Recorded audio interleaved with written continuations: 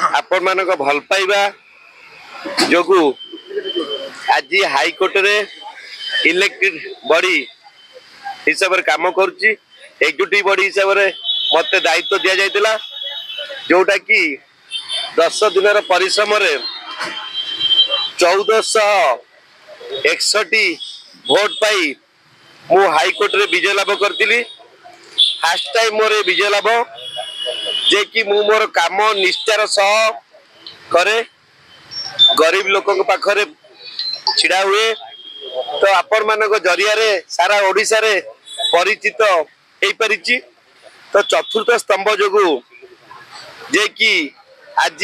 जड़े आईनजीवी हजार हजार आईनजीवी पाखरे पहुंची पारिछि।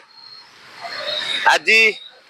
आमर ये जो संबर्धना टी मते आपण माने मो भाई माने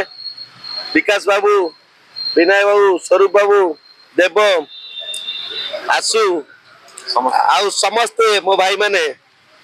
जो सम्मान देइचंती भल पाइबा देइचंती मु सबुदिन सब चिर ऋणी। तो जा हो ये भल पाइबा भाई मानकर मीडिया भाई मानकर चतुस्तंभर मो सहित थाउ आ मु कथा दउची ओडिशार 30टा जिला भितर मो भाई मानकर चतुर्थ स्तंभर मीडिया बंधुंकर कौनसी ना कौनसी असुविधा हेले थाना दायित्व जुडिशियल दायित्व नहीं तो मु काम करी सहयोग करी जेते असुविधा थिले मध्य कौनसी विपद आसिले मीडिया बंधु मानकर तांको असमय छिड़ा भी तेणु हाईकोर्ट समस्त आईनजीवी बंधु को मोर धन्यवाद प्रणाम अभिनंदन जे कि हाईकोर्ट रे मते प्रथम थर करी उत्तीर्ण करितिबारु मते आज इलेक्टेड बॉडी हिसाब रे हाईकोर्ट रे दायित्व देइतिबारु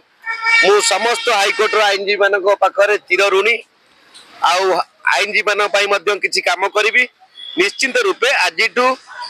मु कंटिन्यू जेते जो समय रे जहा भी भल मंद आसीबो तो मु सामना करी काम करी मु आज ये जो उपहारटी पाई आपण मान पाखरे अत्यंत खुशी चिर ऋणी सारा ओडिशावासी को मु धन्यवाद जनाउची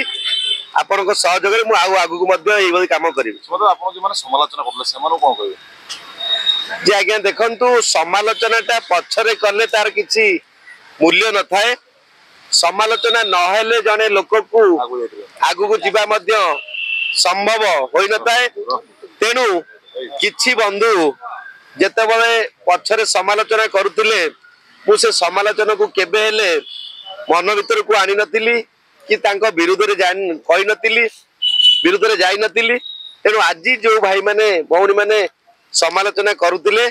मु तांको धन्यवाद जनाउची तांकर उत्तर कामना करूची। तो तांको भगवान घंट गोड़े रखंतु से सेही भली समालोचना करितिबारु पछरे रही आज मते एते बड़ सफलता प्रभु जगन्नाथ माँ मंगला माँ उकुली माँ जागुलाई माँ देइचंती। तेणु समालोचना करुथिया व्यक्ति को मु धन्यवाद जनाउची अभिनंदन जनाउची निजर करी भल पाउची। तेणु समालोचना सब हजि जाऊ मो ऊपर भल पाइबा बढ़ी जाऊ। धन्यवाद।